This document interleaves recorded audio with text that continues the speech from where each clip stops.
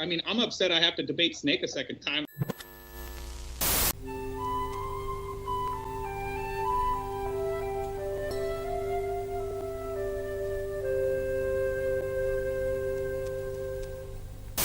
Hey everybody, tonight we're debating Flat Earth versus Globe Earth, and we are starting right now with the Globe Earth side's opening statement. Thanks so much for being with us. Benjamin and Snake was right. The floor is all yours.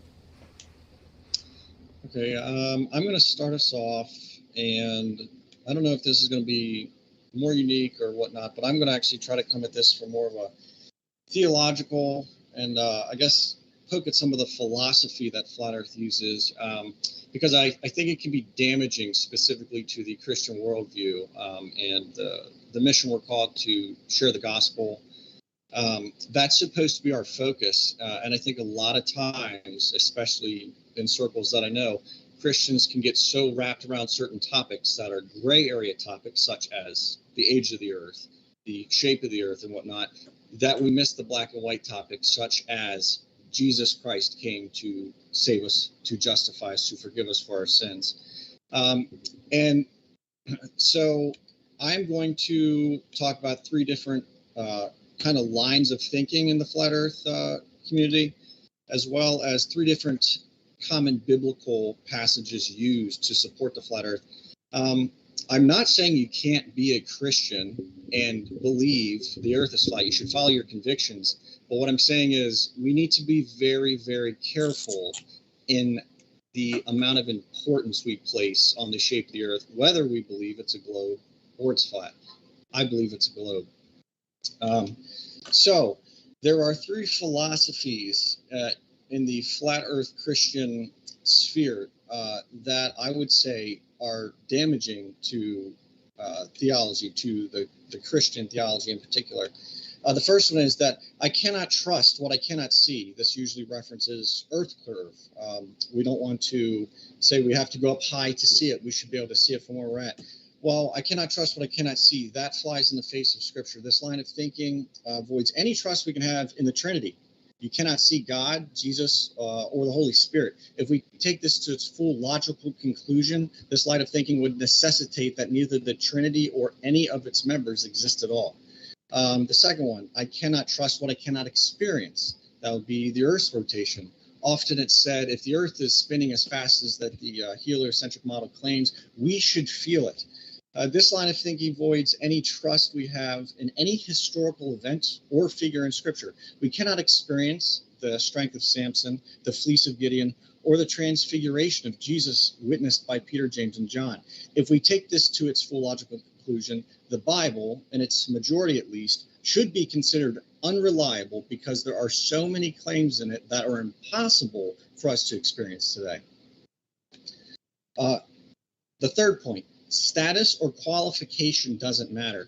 I was initially going to talk about the fact that this is dangerous because if you look at Jesus, this line of thinking would void Jesus Christ as our Savior. When Jesus was baptized and God said, this is my beloved Son in whom I'm well pleased, this status counts for nothing. Who cares about status? Thus, the authority of Jesus does not give any claim about salvation or forgiveness. When Jesus died, was buried, and resurrected, this qualification showing he has authority over sin and death means nothing. If we take this to its logical conclusion, Jesus was, who Jesus was and what Jesus did means absolutely nothing with regard to sin, justification, or forgiveness. Thus, he offers us no hope with regards to life or to this life or the next.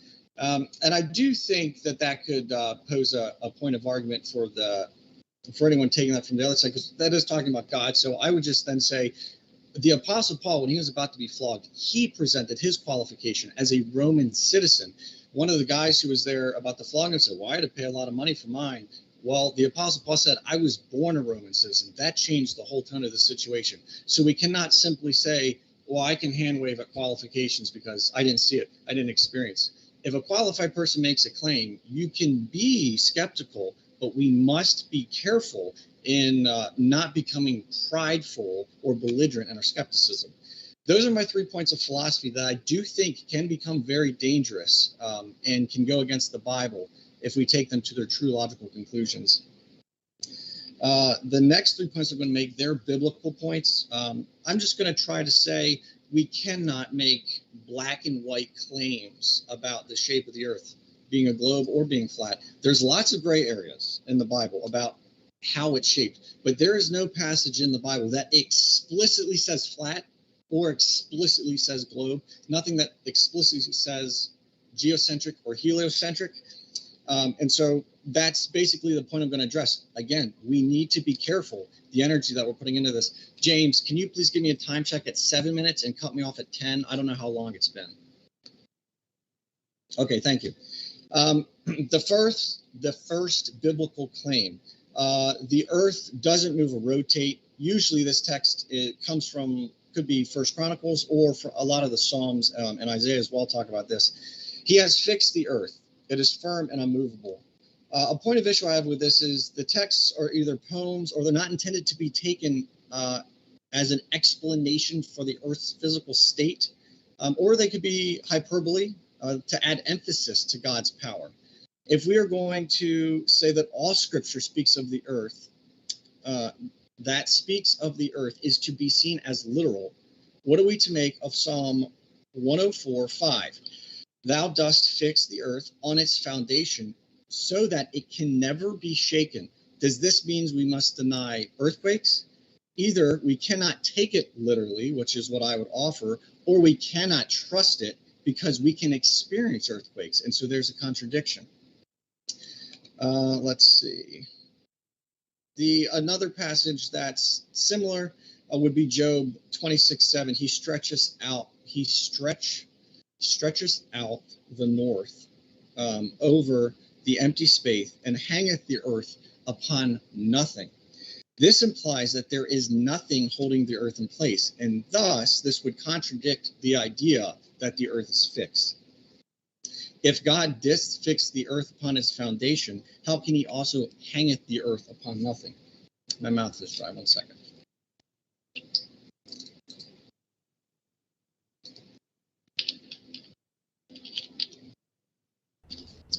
Claim number 2, the earth is flat.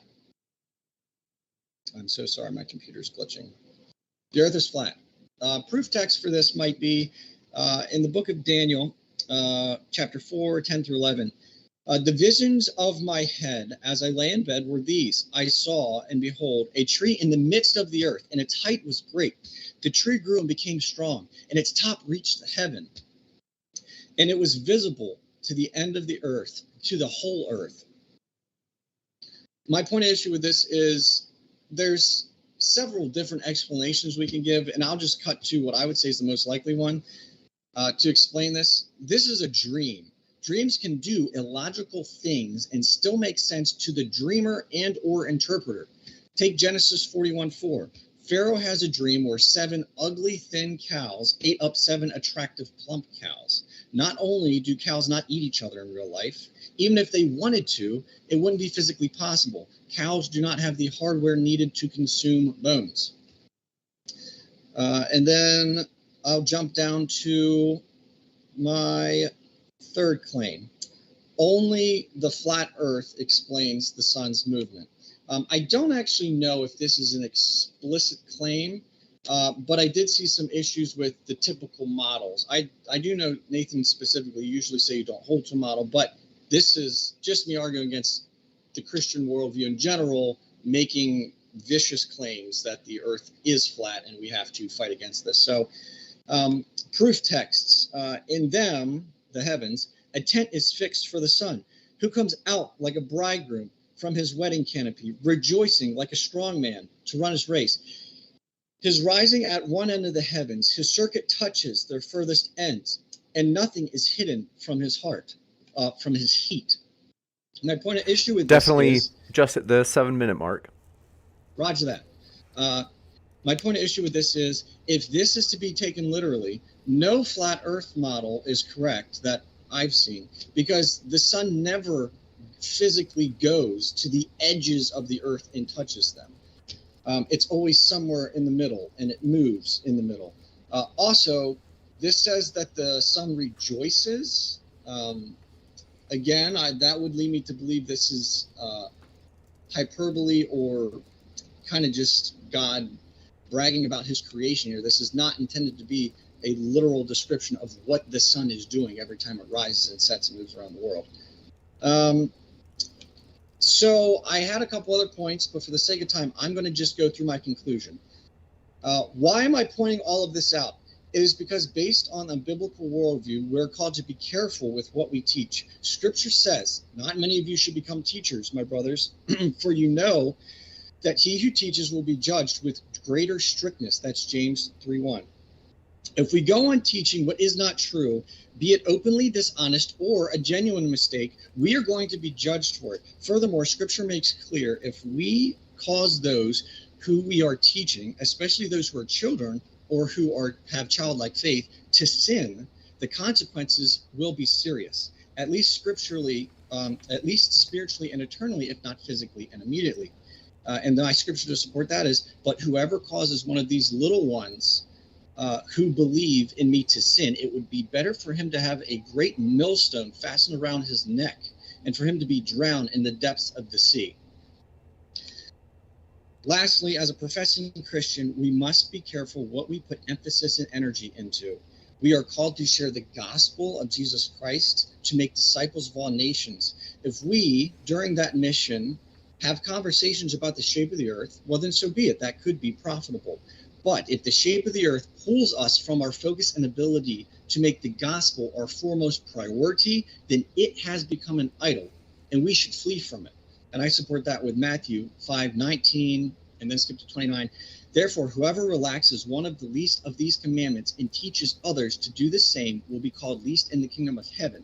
But whoever does them and teaches them will be called great in the kingdom of heaven. 29. If your right eye causes you to sin, tear it out and throw it away, for it is better for you to lose the members than for your whole body to be thrown into hell. I'm going to wrap up there, so I will pass the torch. Okay, how much time do I have? You got only need 3 about minutes. rough. What was that? I only need 3 minutes. That's all you pretty much have. Okay. And I'm going to share my screen real quick. You got it.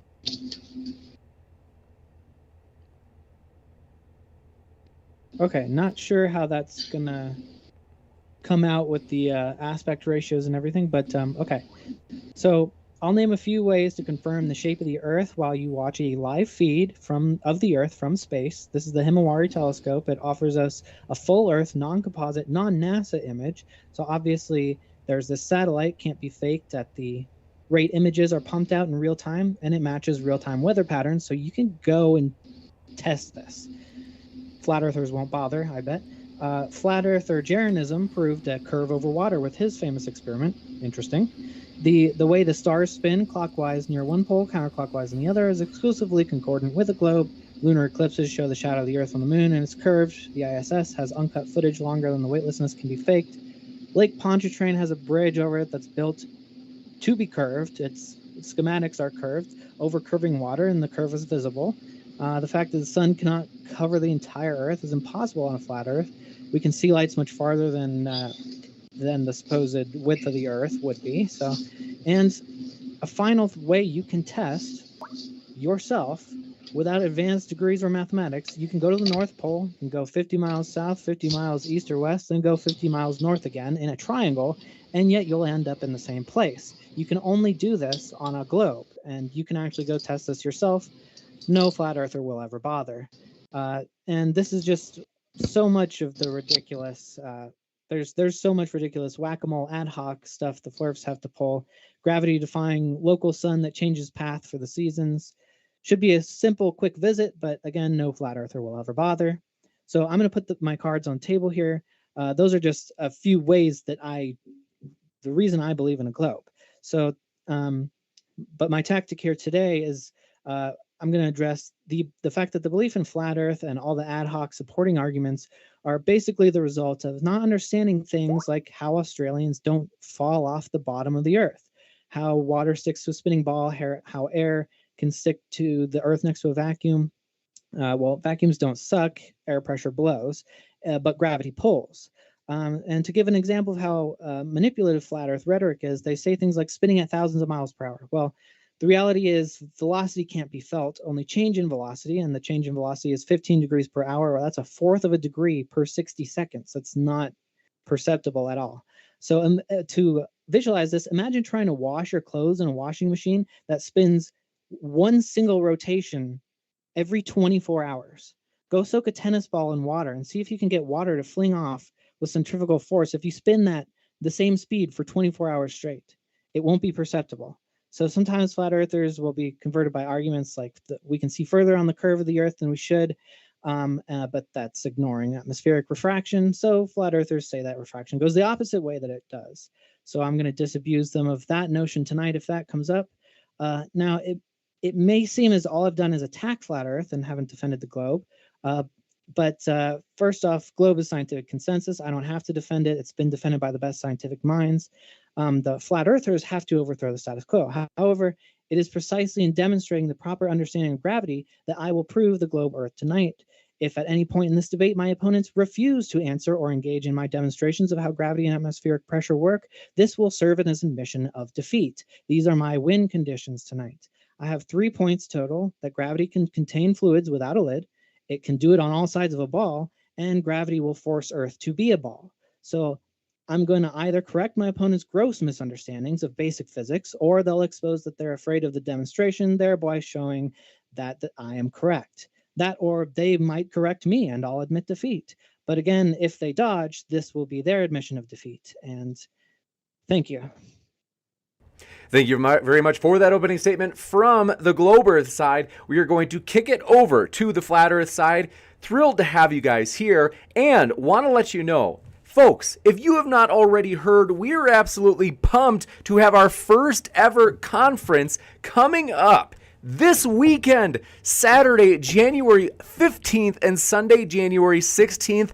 That is going to be in person in Dallas, Texas. You don't want to miss it. There are many debates that are going to happen. Just an example of one of the debates, as you can see at the bottom right of your screen, Actual Justice Warrior and Destiny collide for the first time in person, talking about, that subject. Won't say it on air, but we're going to jump over to the Flat Earth side's opening statement. Thanks so much for being with us, and the floor is all yours, Nathan and JM Truth. Excellent. Thanks so much, James, for having me. Really appreciate it. I'd like to thank my opponents for taking time out of their day to come here and debate. I'd like to thank the audience for being here. You got a lot of things you could do, and a special thanks to anyone in the audience who shares the show, because JM Truth and I are going to do what we've done dozens of times together on my channel before it was deleted, before it was censored, and decimate globe Earth, satanic, fake science, and booga booga mathematics. So, any questions, feel free to super chat. I always stay as long as I can to answer super chats. We usually get through them all. Flat Earth comes with a lot of ostracism and ridicule. Trust me, I don't need that in my life, but an honest man, when proven to be wrong, must either admit he is wrong or he no longer remains to be an honest man. And the truth is incontrovertible. Malice and ill intent will try and attack it, and ignorance will try and deride it or derail the conversation, which we'll get to in a second. That's already happened. But the truth always stands. It is incontrovertible. So sharing is caring. That's one of the reasons I'm here. I'm looking for people who have eyes to see and ears to hear, because not everyone's called to know the truth. Not everyone's called to have light in them.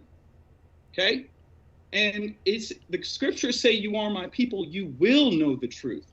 You're not going to have to guess. You're not going to have to wonder like Benjamin. We can't say black and white or the shape of the earth. That's goofy, guys. That's goofball Christianity. Okay? So be the change you want to see on flat earth. Just be the change you want to see on flat earth. Whatever you're complaining about that other people aren't doing in the community, you do it. Take the reins. Also, my opponent said flat earth philosophy. He's here to talk. I'm not here to talk about flat earth philosophy. I didn't even know we were going to talk about religion in this debate. I'm here to absolutely dismantle the fake science that's being pushed in the mainstream. Okay? Because people need to wake up to that. Then maybe they will figure out John 3:16 is true. Every person on the corner standing a sign that they've seen for the last 20, 30 years was right. So he says, talks about believe the earth is flat. Both my opponents in their introduction said the B word multiple times. I'm not here to talk about beliefs. I don't care about beliefs. I don't care what you believe. It's stupid. We're here to talk about science, observable, repeatable, testable, empirical, not religious beliefs. Give me a break, guys. So he also says, you can't trust what I see. I'm sorry, but the scriptures say test all things, okay? Or what we can't experience. So you just hand wave dismiss the rotation of the earth. We don't feel it. All right, cool. Well, yeah, you're right, because it doesn't exist. And then you gave numerous scriptures about how the earth is on foundations, how it will never move, how it can't be shaken. I mean, those are flat earth. And then you said we can't make black and white statements about the shape of the earth. Benjamin, what are you doing here? You're supposed to be black and white stating Earth's a globe, and I'm wrong, it's not flat. And you're over here saying, well, we can't really know for sure. I mean, we can't see it or experience it, even though we walk around on it every single day, and we're being told exactly what the dimensions of this realm is. And we falsified that, which, by the way, falsification is independent of replacement. So once we falsify the globe model, I don't need to have a brand new flat Earth model to present to you like this is third grade science class, all right? We falsified the globe. Falsification is independent, solo, on its own, of replacement, okay? Then you said, how can it be fixed and not hang on anything? Son, my table is fixed. You can nail it to the ground and it won't hang on anything. So in the same way that my table could be fixed and not hang on anything, Earth could be fixed and not hang on anything. But Benjamin, you got a big problem if the Earth doesn't hang on anything, because according to the heliocentric model, Earth hangs on sun's gravity, and we go around it 66,600 miles an hour. Like, what a joke, bro. What a clown world. So you're using scriptures that falsify your model. If you actually believe in the scriptures, you can no longer believe the Earth hangs on the sun's gravity, okay? And then you bring up dreams, talking about cows eating cows. The globe is the dream. Okay, that's what we're here to talk about. The globe's the dream. Then you said only flat Earth explains sun movements. Yeah, we could get into analemma, how the loop in the north is smaller than the loop in the south, how the points on the analemma are not equidistant in the north as they are in the south.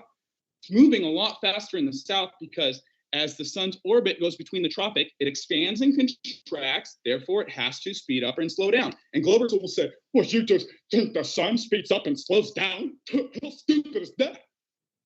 You say the Earth does that in its elliptical orbit around the sun that we don't feel ever, that you admit in your opening we don't feel? By the way, velocity is not the same as spinning. Spinning includes acceleration. So even if you're going the same speed on the gravitron, when you say things like, you can't feel velocity, oh, I guarantee you'll feel the velocity on a gravitron while you're sticking to the wall, being pushed out because of centrifugal force, which is how we dry clothes. We spin the clothes and the water flies off. And you guys think the Earth spins and the water falls down? I mean, talk about complete opposite of reality. Okay, now let's get to some of Snake's arguments. He says, oh, over and over, flat earthers won't do it. Flat earthers won't do it. What have you done, Snake? Because I've done long distance observations with high power zoom cameras. Have you done that, Snake? No. I've done infrared from a helicopter. We rented a helicopter and did infrared. Have you done that, Snake? No. I've done laser observations, Salton Sea. Have you done that? No.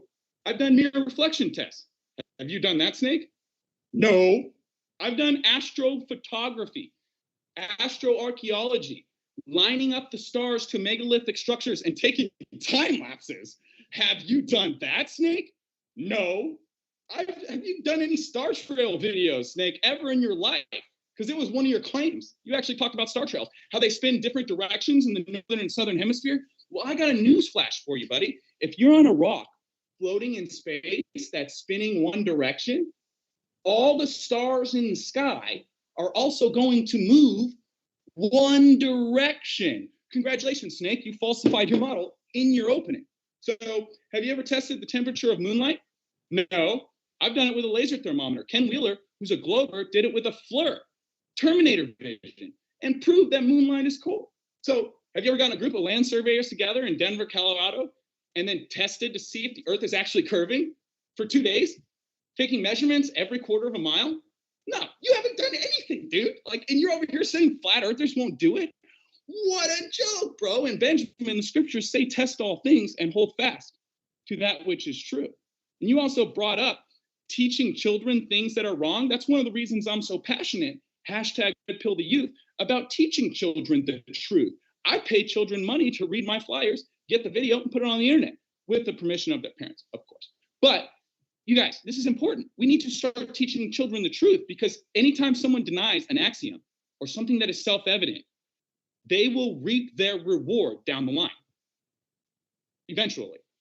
So, yep, I'm going to hand it over to James, and I really appreciate it. The censorship's insane, guys. If you don't know who I am, I ran the official Flat Earth and Globe discussion for 5 years, 150,000 members. That's gone. My YouTube, Nathan Thompson, at 20,000 subs. That's gone. My Instagram, The Globe is Flat, had 10,000 followers.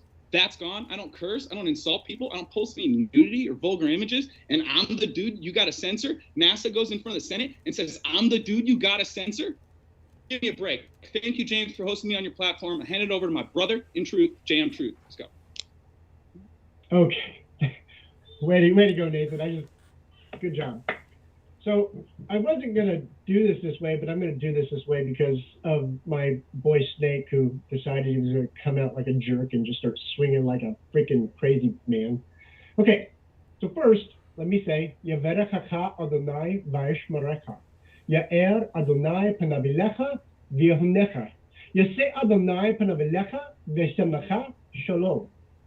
If you don't know what I said, I just said the Lord's Prayer and blessing over you, both, because I want truth here, and truth and love, okay? So just so you know, have either of you, I assume, okay, I'm going to make assumptions here because I don't have time to ask every time you and have a response, so you can shake your head if you want to. I'd appreciate it. I assume neither of you speak and or read Hebrew. I assume neither of you have even read scripture one time from cover to cover.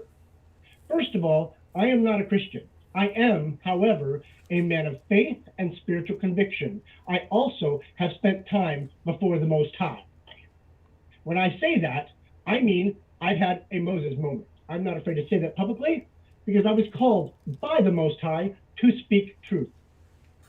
Now, I also have dreadlocks, as you see. I have dreadlocks on purpose. The Catholic Bible? Oh, yeah, great. Excellent. I don't read the Catholic Bible, dude. Okay? The Bible's not Catholic. The Bible isn't even really, it's a twisted book by the Romans. I get it. But the actual real scripture was real, and ancient historians have proven it true. So by holding that up doesn't show anything, Snake. Again, you're ignorant. So also, I assume neither, and again, I hate making this argument, but, well, I would encourage you to go to jmtruth.com. I am a man of science, and I'm a man of truth. I'm not a man of faith. Why? Because scripture says, the Father said, test all things, cling to that which is true. Did you know that the word faith does not exist in scripture, in the ancient scripture, even once? The word faith didn't even exist. It was created by the Greeks and is actually a Greek god. So when you use the word faith, just so you know, you're actually calling on a Nephilim spirit. So let's just cast that down right now. Now, if I can also share with you, Job speaks to the flat earth. Okay, absolutely does in Hebrew. Because Hebrew has a word for ball and a word for a flat, round disc. The word is dur. Okay, that is very descriptive. In fact, the ancient text was very descriptive. The reason that they changed the languages is to confuse your lying tongue. Okay? So let's also make that. I am a highly educated man as well, and I'm not big on education. Okay? But I also have a background in film, graphic design, and CGI. And what you showed everyone, by the way, was absolutely CGI and called it an actual film footage from a satellite that doesn't even exist. You just lied to the public. And I can prove that I'm not going to do it right this second, but what you showed was not even real, dude. Not even real. And I'm telling you, with a master's degree in graphic design, you're lying. And I get really upset and frustrated when people lie to people. I've got 4 kids.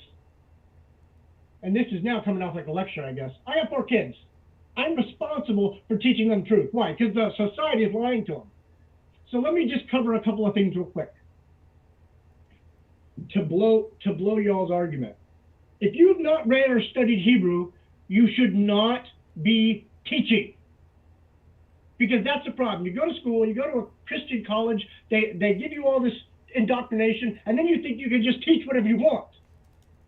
That's the problem. If any of you knew anything about faith, there wouldn't be 47,000 religions. And I'm sorry, I'm feeling the spirit right now. I guess I'm on a pedestal. I apologize. But it really grieves me because I've spent time on my knees weeping before the Most High over all of you who are walking around with blindfolds on because you can't read simple scripture. Holy crap. You don't even know it's not healthy not to eat meat. The devil has poisoned you and is poisoning you. Got about a minute and a half left. In order to have a healthy body, you have to have an alkalized system. That's the way the Father created us. If you go read Genesis, it says I give you all seed-bearing plants for food, not meat. In fact, all of Deuteronomy's been twisted to poison you. But of course, you believe what Christians say, but the whole medical system is built to kill you, and you don't know it. So let's get back to Flat Earth. If you go to jmtruth.com, you will see that I have 17 documents from NASA there, Snake. 17, and actually I've got more. I've done a laser test at 35.6 miles, which, by the way, is the world record on Earth for any civilian that I'm aware of. 35.6 miles at 4 feet off the ground. At 8 inches times mile squared, you do the math there, genius. Should I have been able to see the emitter in green? I have it on video, by the way. So when you want to argue it, I've got the proof for you. You'll see it when I bring the documentary out. Okay? What are you laughing at, James? It was Nathan doing weird stuff that I was seeing, and I was just distracted for a moment. But forgive me for that, Nathan. No, you find it. So anyway, 35.6 miles. Can you do the math, at least to tell me what the drop should be on a globe at 35.6 miles? I can. It's 844 feet. Oh, and from point A to point B, for those of you that can't do geometry, from point A to point B, there should be a 266-foot lift between point A and point B. And that's I should not about be able to see the emitter at all, because there's a 266-foot wall in between me, the camera, and the laser. And even my 13-year-old can figure that out. Gotcha. All right. Well, that is it for opening statements. We do want to jump into the open conversation. I do also want to say, folks, we are absolutely thrilled to have you here, no matter what walk of life you are from, whether you be Christian, atheist, flat earther, globe earther, Muslim, black, white, gay, straight, you name it. We are pumped to have you here, as Modern Day Debate is a neutral platform hosting debates on science, religion, and politics, and we hope you feel welcome. So hit that subscribe button if you haven't already for many more juicy debates to come. And with that, we're going to jump right into this. I have no idea how this is going to go, but open discussion is open, gentlemen. All right, so to see if I've got this right, I need to understand how you guys think gravity works. Is it, do you think density creates a direction vector? Gravity is a lie used through... Gravity's a lie, yeah. Through mathematical... Yeah, it doesn't work. It doesn't work. So what do you want to call that thing that makes things fall? It's called density and buoyancy, bud. Makes things fall. Have you ever released a helium balloon and seen the helium balloon fall? So if you release something from your hand, which way does it fall? Depends on density. No, it doesn't. Or the medium that you're in. Are you Drop a cork underwater, and it's going to go up. Why? Because Well, why the doesn't it medium go there. sideways? Why doesn't it go sideways? It's the same Why density. doesn't it go sideways on your globe model? Because gravity's pulling all things Because- towards each other. Things should be going Right. horizontally towards cruise ships. You hold a grain of sand next to a cruise ship. You don't think the ginormous cruise ship, an aircraft carrier, is going to have a large enough mass to attract a grain of sand? It's your religion that things move horizontally on, not ours. Now, if you So drop we a have cup our- of water, Are you- hold on, So we have our No. first A cup of dodge. water- Are you familiar I'm with sorry. the density? I didn't know you were trying to density speak. column? I was in the middle of speaking. Go ahead. So we have our first dodge now. So I asked you Not why. dodging anything. I asked you why doesn't something that has equal density all around it, why doesn't it go sideways? Why does it only go in one direction? Up or down? You know, I don't know. I didn't make the Earth, and I don't know why things Okay, don't go so you don't laterally, know. but actually some things do, like water. If you pour water on the ground, it will move laterally, horizontally, and begin to flatten out. It's a property of fluid statics. That's how I know all these beautiful blue oceans are flat, and that's how I know that the Earth's not a globe. It's called fluid statics. Now, Snake. Okay, You so said in your opener to that all clarify, the Snake, Snake, I'm still talking. Gentlemen, all right, we're I'm gonna trying to give you a clarify, minute to yeah. wrap up, Nathan, and then just to keep it moving in a Yeah, conversation. no problem. Snake said in his opener that all the biggest scientists have already proven it's a globe, so he doesn't even need to debate it or defend it. What are you doing here, Snake? Right? If you I'm don't showing need you to that you have- defend it, I'm showing you that you have no idea what you're talking about. Okay. So to by clarify, so to asking us clarify, if we believe in gravity. I do. Hold on. Okay, we've got 3 people trying to talk at this moment. Just give me 1 sec. Is that we're going to give Snake a chance to respond, and then we'll come. It sounds like JM Truth, you've got something you want to say, so we'll come right back to you right after Snake responds.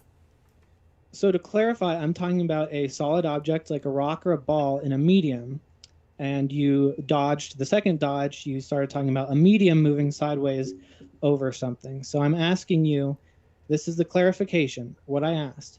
Why does a rock, when you release it in the water, not go sideways if it's density dependent? If it goes any other direction, then there's something else there than density and buoyancy. Because it's the same in all directions. So tell me, what is that extra thing there other than density and buoyancy? Okay. Not everything goes down. Some things go up. Gas moves in all directions. So obviously nothing is pulling mass towards the center of Earth. Can we talk about your opening arguments? Because you just kind of scattergun, total gish gallop, all your arguments with no proof, and then said flat earthers will never do it. Can we talk about some of those arguments? And you've actually May I- been testing anything we have. May I interject just a point of thought? Go ahead. So I often hear this explanation for the difference between gravity and density. And then Nathan, the exact point you brought up usually comes up. And I think the trouble that we run into here, and this is why I'm trying to come at this more theologically, Snake is holding up the empirical stuff way more than I will. But the point is, in atheism, and anyone who denounces God, they can't accept miracles and they can't accept how it works because they won't accept the necessary premise that God exists. In the same way, by openly rejecting gravity, you guys are not able to understand and see how that works. And so I just want to offer that out there as a line James, of can I thinking. respond? Go ahead. Okay. First, I absolutely believe in miracles. I just think miracles are science that we cannot explain. The Father does not work, in my opinion, outside of the physics he's already created. Now, I know we're taught otherwise. I get that. And I still believe in miracles. I've watched people get healed from amazing things. But once I realized the biomechanics of it and the biometrics of it, it actually makes sense. The difference is actually time. The Father just manipulates what we construct or assume is time, which there is no construct of. Okay. However, gravity, again, what I've done enough by the way, okay, if you're going to use the word empirical, please know what that word means. Let me, and I don't mean to be an ass here, but I hear that all the time. Empirical data is written data that has been proven by science. Okay, that is called empirical data. I have 17 NASA documents that are empirical data because they say NASA explains and admits Earth is flat and not rotating. Now, Snake, you can argue that till the cows come home, but you can't argue with me because you are not authorized to argue for NASA. Oh, So, yeah, well, you're not either. So we all know you're lying about this. We all know that what you're doing is taking things. Lying. They're on my website. What I'm telling you. I would like to respond. Can I finish, please? Jam, I can give you 30 seconds to wrap up, Jam, and then I do have to kick it back over to Snake. You can't. You've got to have NASA argue it. You can't. I'm not arguing it. I'm presenting to you what NASA has already admitted. But because you can't accept it, you have to argue it away. Snake, before you jump in, can I touch on empirical real quick? Because I do think it's important we know definitions. Jam, unless there's a particular dictionary, Webster, or whatnot that you prefer to use, I'm literally pulling this off dictionary.com. Empirical just means based on, concerned with, or verifiable by observation or experience rather than theory or pure logic. And so that's why I'm saying Snake's holding that up, because I am intentionally coming at this more theologically and theory-based, whereas he is actually going at this from a scientific. But you're missing the very last step of the scientific method, which is to present the evidence, which is what the NASA document is. That is why it is empirical data. It completes the scientific method. So you know that NASA says that there are planets that are globes. And so what you do is you take statements like, we're using a flat plane simplification math, which that's what they teach you in physics to use because it's a simpler math. And you're cherry picking that and presenting that as that's what NASA claims. So that is a frank lie. That is an assumption on your part. No, it's not. It's because I've done physics. I've actually taken physics, obvious unlike you, because you don't even know the basics. I just told you I take physics. Well, if you've taken the basics of physics, how do you not know what the density table is? I don't understand that. You're going to lecture me about physics when you don't believe in gravity. I do want to steer it back to steering it back to the actual topic. So gravity is very important. You think that gravity doesn't exist. You think it's just density and buoyancy. So there's the same density all around this thing. I never said that. Hold on. 1 second. There's the same. Hold on, gentlemen. I promise. Nathan and JM, I promise we'll come right back to you. But let's just let Snake finish up this point. Same density around all of this.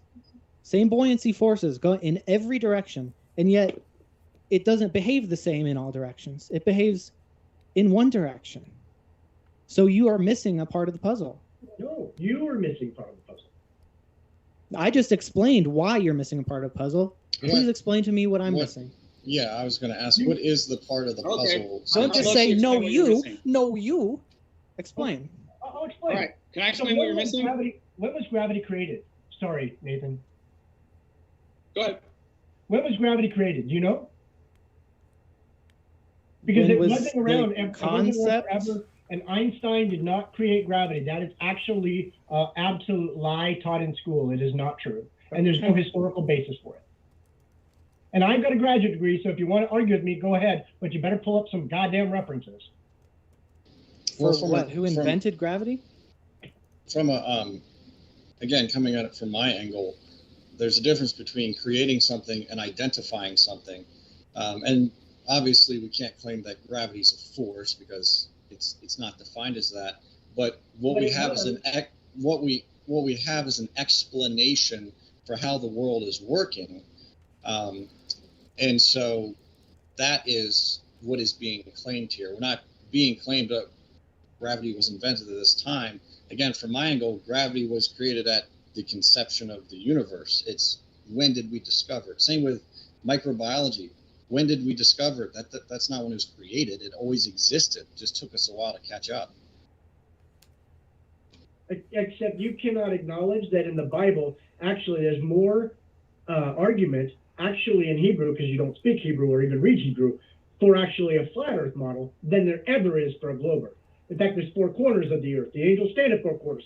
The Raki, which is actually the dome, it says, is a mirrored glass, is what it says in Hebrew. It's really interesting that your God would require someone to speak a dead language to understand basic truths of reality. That is an argument. And by the way, I have read scripture cover to cover, just so you know. Wait, you say you have? I would. I have. You have I not. would. Yes, I have. Absolutely. All right, let's get. I think that's a point that was actually more related to the topic at hand. Is I don't know if it was Benjamin or Nathan that was going to say something. Yeah, if I could, Snake brought up NASA photos, Jaron proved curve, Lake Pontchartrain, and the North Pole. Those were all in your opening arguments, right, Snake? Correct. All right, great. Which one do you want me to falsify first? North Pole? You said go to the North Pole and then move 50 miles south or east. You never done that. And then you said flat earthers won't do it. You haven't done that. All right, which one should we do next? Yeah, you won't do it. You won't do it because you can prove me wrong. You won't do it. You can go do it. You haven't gone to the North Pole, and travel to the North Pole is restricted. It's Right. basically like asking No, me it's to go in my closet, walk into Narnia, and prove that Narnia is real. Actually, it is. Neither the North Pole or the South Pole are restricted. I have the You can North go visit Pole. them. I have the North. I've got Just the North patently doesn't know what Pole. he's talking about. Yeah, this is actually ridiculous. I actually have the document. This is We're real. actually Okay, Nathan and Jan Truth, you're interrupting each other. It is this thick, and you've got to go through 20 different agencies. Now, I also spent 12 years in the military and can tell you it's built that way to keep you from being able to do so. Because I had a security clearance, and that's how it works, dude. JM, thank you for serving. I try to say that to anyone who was in the military, so that's it. That's all I was going to say. You're welcome. So that was one of many ways that you can test for yourself. The other one that flat earthers will never do is go visit the sun, which apparently is a couple miles away. Nathan, you're muted, Nathan. You're muted. Nathan, we can't hear you. Wait, Nathan, did you just we're say both one other muted. thing flat earthers won't do? Did you just say that? Yeah, you won't go visit the sun tried even to though it's a talk about couple Lake miles away. Pontchartrain? What? Did you try to talk about Lake Pontchartrain and then say another thing flat earthers won't do and move on to a topic about the sun? Is that what you just did? I mentioned it in my opening. You just said another thing flat earthers won't do after talking about Lake Pontchartrain. I've been Is to Lake going to the Pontchartrain numerous sun. times. Have you? Hey, I don't know why you got to interrupt me. Are you scared of what I'm going to say? Well, you're saying that I said you wouldn't go to Lake Pontchartrain, so I'm correcting you.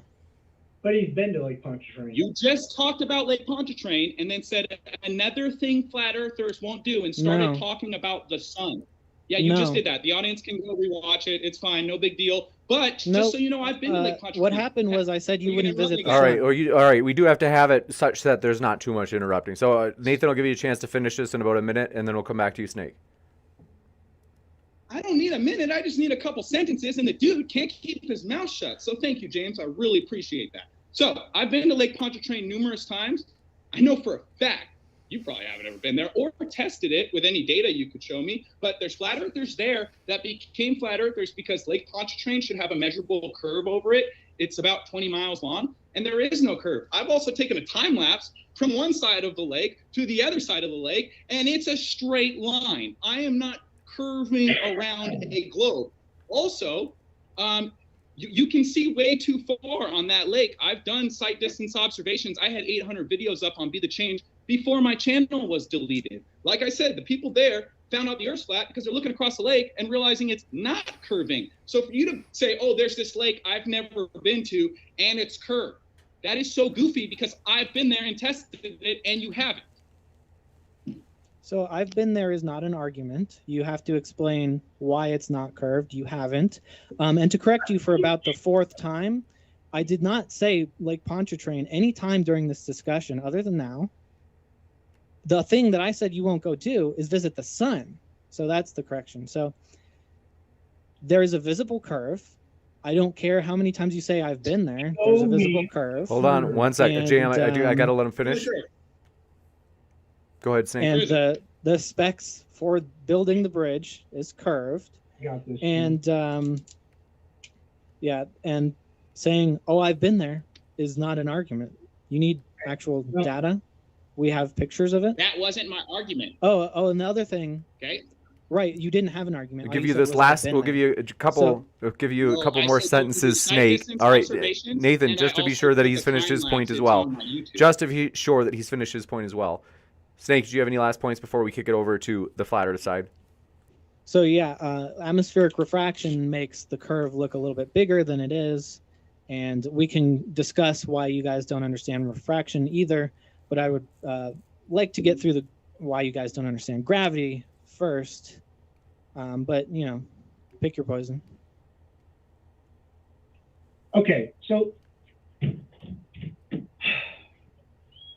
Nathan, this is why I walked away 2 years ago, because I'm just not here to argue with people that are ignorant.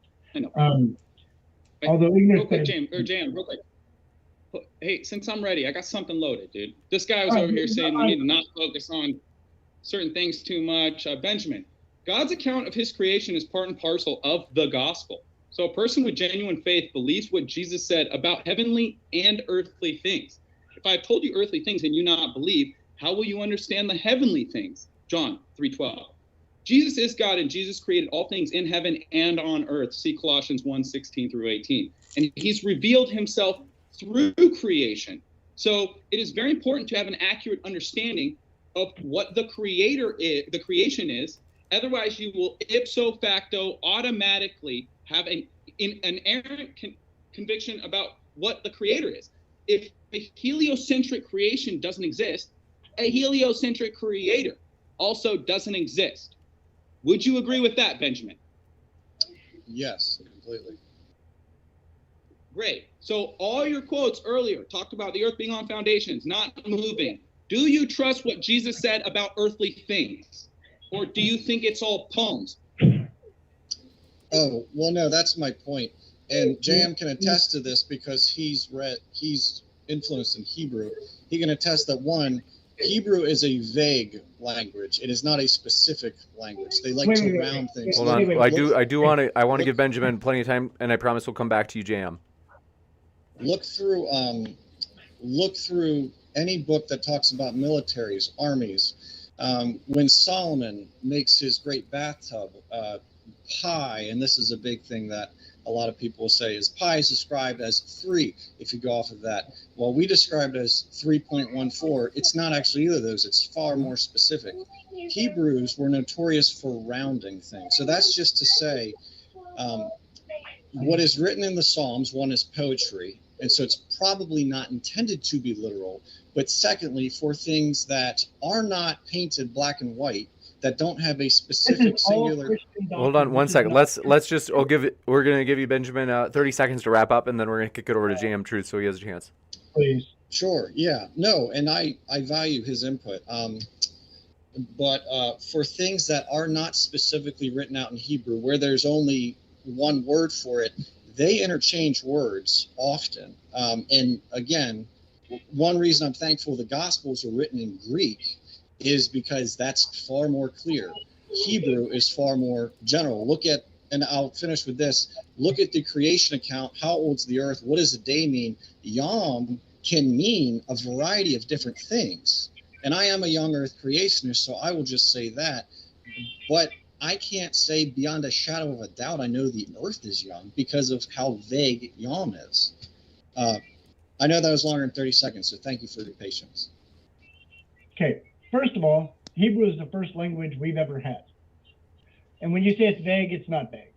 In fact, the pictorial Hebrew was so specific, they had to, when they translated it, it took them forever to translate it because the very words were very specific. In fact, one word was a sentence, which is why the translators had an issue. They modern day speakers didn't understand Hebrew.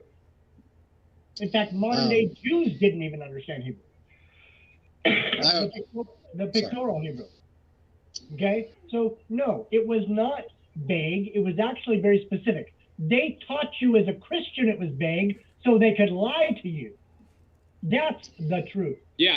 And James, if I can give one example, if I can give one example, Benjamin. If I can, may I respond to JM? I want to give a chance to Benjamin, and I promise. I promise. Lots of noise here, so. So if there is one thing in the interface, there is a way to mute just in case there is background sound for everybody, not just you, JM. And then I'll give you a chance to respond, Benjamin, and then we'll kick it over to Nathan. Sure. So I have no doubts you are far more versed in Hebrew than I am. I am a bit surprised that you believe it's a specific language. Now, maybe I've been indoctrinated in that, so let's just grant that. You are interrupting, though. I promise we can give you a chance to respond in just a minute, but I do want to let Benjamin finish. I would extend the question to you. If you go back to the original manuscripts, how are any armies described? Are you given specific numbers, or are they rounded to the 10 or 100,000?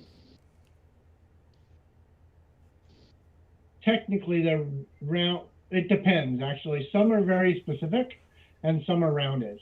But there are some that are very specific. What's an example? I could not give you those numbers right this minute. I'd have to go look them up. But that's a good question, and yes, a lot of them are rounded. But when you're talking about tribes and when they're doing counts, those are very specific. I would argue that point as well. I'd be open to screen sharing or showing me that. But again, and we can agree to disagree, because this would require a lot longer conversation. And while I do think this can be related in a way, it is a bit of a rabbit trail. So we can turn it back to, I would like to turn it back to Snake at this point, because I have gone off a little bit. Unless Nathan wants to go. Nathan, I'll give you a quick rejoinder, then we'll go to Snake. Yeah. One example is the word love. I'm sorry, One example Nathan? is the word love. Yeah. Yeah. It's all right. I just need everyone to stop interrupting me so I can speak. One example is the word love. There's one word for love in the English language. You're going to say, I love this Hershey's chocolate bar, I love my truck, and I love my wife with the same word. In the Hebrew, you have eros love, which is romantic love. You have storage love, which is family love. You have Philadelphia love, the phileo love, the brotherly love. Then you have the agape love, unconditional love, like God's love for mankind. And what's so funny is I pulled up this article to explain the 4 kinds of love, and it shows God hugging a cartoon globe. Like, how funny is that? Oh man, gosh. So this is why it's so important that we have an accurate understanding of creation, because if we that God doesn't exist. This invisible blue guy is not real. The creator of a heliocentric model does not exist. So don't believe in him. Don't believe in a fake model either. We falsified it. Okay, can we talk about how we falsified the globe? Snake can ask us more questions about why things don't fall laterally. Let me respond to Nathan's point real quick, and then I'll give it up. Nathan, that's an excellent point with love, and you're completely right. But I would say that is somewhat of an outlier, and I would just use as a counter argument the word yam. I mean, that is so vague. That's why there's no consensus on it. So I'll leave it there unless you want to keep going. Just to make the point about the New Testament, the New Testament was not written in Greek first. It's been proven, historically accurate, by many different types of Jewish scholars who have proven the first New Testament was actually written in Hebrew, not Greek. I would be fully open to looking at sources for that, and I could be wrong, but Benjamin, okay, yeah. It's Rabbi Benjamin. Let me get back to you. Go ahead, Nate. Well, if I could respond to something, if I could respond to what Nathan said, it's very important to ask why things don't fall laterally, because you claim that things fall because of density and buoyancy, and yet the density is the same on the sides as it is above and below. So we can prove this by the fact that there's a pressure gradient. You, I'm sure, agree with that. I think you've agreed with that before. You disagree on the cause, of course, but the fact that there is a pressure gradient proves that density and buoyancy is not what explains falling, because the fact that there's higher density air of the same composition as there is at the sea level and less dense at the tops of mountains, for example, shows that there is something else at play other than density, or else all the air would be the same density, when instead there's something pulling the air in a direction.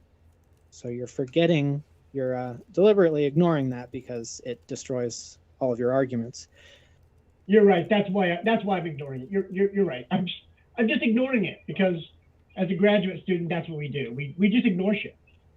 Yes. Did you know that a density gradient has nothing to do with the shape of the Earth at all whatsoever? So when you say it destroys all of my arguments, you look like a bozo, bro. Well, the fact that there's a pressure gradient shows that there is gravity, and it shows how gravity works. Density, excuse me. gravity. It shows how gravity works. 1 sec. We do have to give him a chance to finish. Go ahead, Snake. It shows how gravity works, and from that, with the fact that we know gravity also pulls toward the center of mass, that explains the shape of the Earth. So why does it, no, graduate level physics does not say gravity does not exist. So we need to stop with that lie. That's not what I said either. That is not what I said. Okay. If you're gonna quote me right. Don't. Well, if you need to correct me, just correct me. If I get something wrong. Yeah, I'll correct you. You said the only reason things fall, according to me, is density and buoyancy. If it's only density and buoyancy, Snake, can you explain how quantum locking works? Thank you. It has nothing to do with this. When you drop a super cooled superconductor on top of the quantum locking track, it doesn't fall, it floats in the air. Now, you said earlier, I'm talking about a solid. When you drop a solid, it falls. Now, when you drop the superconductor on the quantum locking device, it doesn't fall, it levitates, and you can actually move it laterally left and right, it'll stay there. So, but Snake, it doesn't move work on if its it's own. just density and buoyancy. Electromagnetism. It doesn't move on its own. We know there are forces that can resist gravity. I'm not saying you can't throw things up. Okay? So I'm not saying you can't know levitate things that, then why are with you magnets. I'm not saying you can't levitate things with magnetism. That's not part of it at all. You do have to overcome the falling force. But the other thing you don't understand is that quantum locked magnets don't just move sideways because there's less density over there. So that's what you just don't understand. You still aren't answering the fact that it's the same all around, but yet there's something different going down. That means you're missing a piece. Hey, Snake. Just so you know who you're talking to, Nathan was almost a neurosurgeon. So let's go ahead. Okay. Let's go ahead Wow. and I mean, I'm not trying to boot Nathan, but just to you don't reiterate, talk down to people. I'm a flat earther now. I don't care whether you're a flat earther. You need to be respectful. Part of the reason I came out of the gate swinging at you is because you're being a dick. All right, I let's I bring it back to I the would, discussion at If hand. you think me with- saying you don't understand something is me being a dick, I don't. This is a debate. We're gonna disagree. yeah, you're right. I don't understand things. I stand over them because I already figured this stuff out. All right. Now, I want to know, have you ever done sight distance observation, Snake? Because you said flat earthers don't do anything, and I've done those. Have you done them? I said that you wouldn't visit the sun and things like that. Nobody has visited the sun, Snake. So have you done sight distance Right, observations and if or it's local, then you should be able to visit it. Okay, so you haven't done sight The distance laughter of observations. What about embarrassment. infrared? No, actually, Snake, it's not the laughter of Have you embarrassment. done any infrared, Snake? Okay, you guys are speaking over each other. I do want just to be the audience needs to be able to. No, hold on. Okay, the audience needs to be able to hear you. What is like? Okay, just hold on for a second. The audience. Sometimes Nathan and JM, you guys are so excited you speak over each other. We just want to make sure the audience gets to hear you. We want to be sure. Go ahead. It's all good. So that's a no on sight distance observations. Then you brought up how I haven't been to the sun, even though nobody has ever been to the sun. You can't go to the sun. All right, infrared photography. Have you ever done that, Snake? The reason we should be able to go to the sun is because you say it's he's local. not answering questions. I'm he's answering just not your answering statement. questions. Not even I'm being honest. answering. Not even having a conversation. I'm answering your statement. I've never said the sun is local in this debate. You're literally just making shit up. Oh, so Okay? you don't So believe can the we sun get is back to local? your arguments? You don't believe the sun is local? believe? There's the believe word again, because your Argument. entire construct, your entire cosmology is based on belief. Now, real quick, I want to know, Snake, because you said multiple times. Is the another sun thing flat local? earthers would do, another thing. Oh, you want to interrupt me again? Go ahead. Let me know when you're done. You're changing subjects at 1,000,000 miles per hour. Is the sun local or not? No, I asked you if you've done long distance observations. You changed the subject and said Oh. how I haven't been to the sun. Then I asked you about infrared, and you haven't answered the question and changed the subject. I actually had to get the moderator to say you're not answering questions. So now you're projecting. Well, I Oh, can't get you to okay. answer that question. I'm trying to stick on one subject at a time. So are we moving on because you want to answer that question? Flat earthers don't do things. Oh no, you've Okay, so interrupted I'm All me. right, gonna gentlemen. raise All right, we your do observation, just because there's so much interrupting. We're gonna have to kick it into 2-minute sections if it doesn't slow down. So I do want to hear from Benjamin. It's been a 2-minute while. sections, Rob. I'm done with 2-minute sections. Okay, It's- I need to know if Snakes tested astrophotography. I've done anything with astrophotography ever. We're gonna give you No. Snake a chance to respond, and then No, we're gonna you go to haven't. Benjamin. All right, we're You gonna go to haven't done Benjamin. anything with Telescope. We're gonna go to astrophotography. Benjamin. He hasn't. I haven't heard from you for a while, Benjamin. What have you got? Benjamin said he doesn't know. That's that you black are and not white have the shape Benjamin. of the Okay, Earth. so It's not you are Nathan. So Benjamin, what have you got? I believe without a reasonable. All right, Yeah. Nathan. I believe without a reasonable doubt that God exists. Though I cannot empirically show someone God. In the same way, I believe beyond a reasonable doubt, based on the evidence that is out there, that the Earth is a globe. Could I be wrong? Sure. But I would need the evidence for the flat Earth to not only debunk the globe, but also to outweigh it. I will offer the only piece of empirical evidence that I can say I have, and it wasn't over the ocean, it was over a field. But I watched the sunset, and I was able to see the sun because there was so much interference that it was, turning red or whatever it does. So you could actually see it, at least for a time. And when it went down, and I've heard explanations for this, kind of how the sun, you take a candle and move it behind a certain type of glass, and it looks like it's going down when it's actually going further away.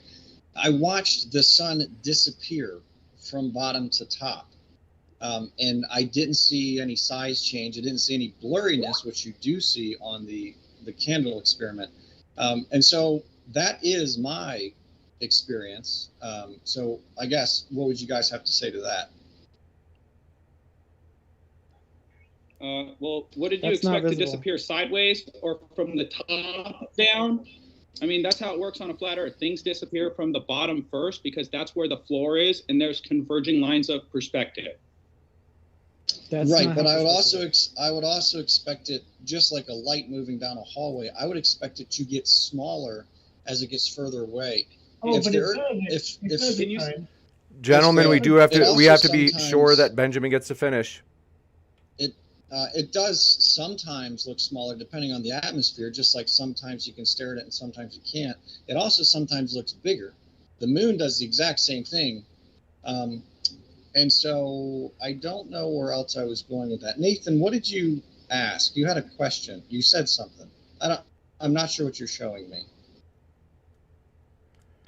Different I sizes can't hear of you. the You're sun. muted. I think he's saying that it I've got sinks footage. in position. I've got Right, footage and- of the right, sun and the I'm- moon. Yeah, and I can pull a photo offline of the globe. So I'm saying my experience is this. My experience trumps your photos because I have that experience. So I want you to explain to me I how I saw what recorded I it. saw. I recorded it on video. Now, where were you? I'm guessing somewhere near sea level, under 1,000 feet in elevation. I actually can't answer that. I have no idea. All right. Well, because I know the elevations when I make observations, and when I did an observation 10,000 feet above sea level in Denver, the sun and the moon appear to shrink into little dots above the horizon. The reason you didn't see the sun shrink as it was setting is because the further it gets, it's going through a medium that magnifies light. Okay, you understand that aqueous particles are in the air, and the more aqueous particles that are between you and an object, the bigger that light will appear. It's called glare. Well, so I would say then, if that's true, are you saying it will look bigger or it won't look bigger? Because it seems like you're saying two different things with It that depends on explanation. temperature. I would also, depends on the so, temperature. right. And so Depends then if on it the atmosphere. Depends depends, on your elevation. Wait, all right, we're Did gonna you, let's give Benjamin a chance to respond. A full minute. did you, Hey, James, how about you, give me a chance to talk for a minute? JM, we're going to let Benjamin finish, and then we can give you a chance to talk. I think the last, and this is actually a question, not a point. The last question I have for Nathan would be, knowing that atmospheric conditions can change or whatnot, did you do that test over multiple days with the camera in the exact same spot, or did you just do it once and then draw conclusions from that? And you might have, I don't know what your answer is, so. Okay, you guys say the sun sets and that's proof we're on a globe. The sun doesn't always set and the moon don't always set. I've filmed them with a time lapse, disappearing way above the horizon and shrinking into a little dot. When I started recording the moon, I actually thought it was Venus coming in. But all right, real quick, I'd like to share screen, Well, James, hang on. if I could, because I have you video dodged the of question. You dodged the question. I have video of the You sun dodged getting the question. smaller. Now, if we I didn't ask if you had video. I I apologize, asked, did you Benjamin. take multiple? the fact that I did it once falsifies the fact that sunsets prove we're on a globe because the sun and the moon don't always set. Do you understand? I only need to do that once. So then you cannot trust that atmospheric conditions. Nathan, I'm not can sure what you're change it if you sharing. only did it once. It's definitely not. This is just you're sharing the Skype window, so I'm not sure what you're trying to Yeah, share. it's all right. It's right here.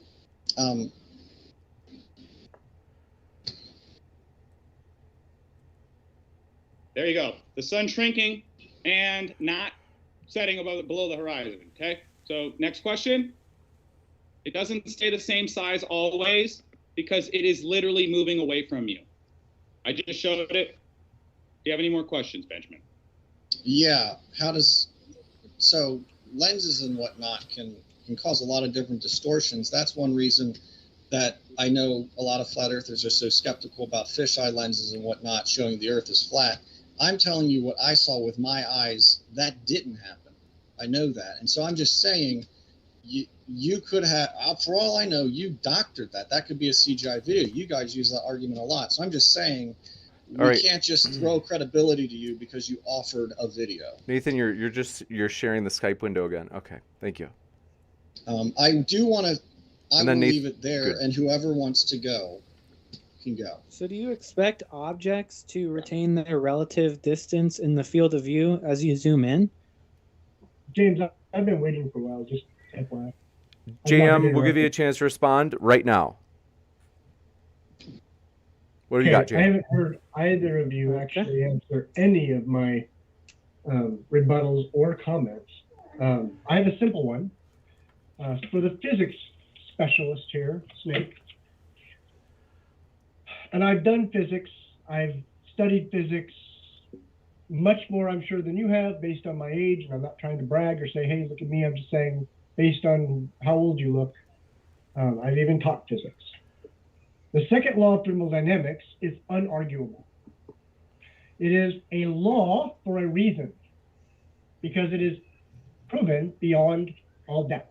It is accepted by all scientists in the scientific community except for the pseudoscientists, but all physics scientists have to run by the second law of thermodynamics, which says that all energy disperses until it finds an equilibrium. I'm paraphrasing. I get that, okay?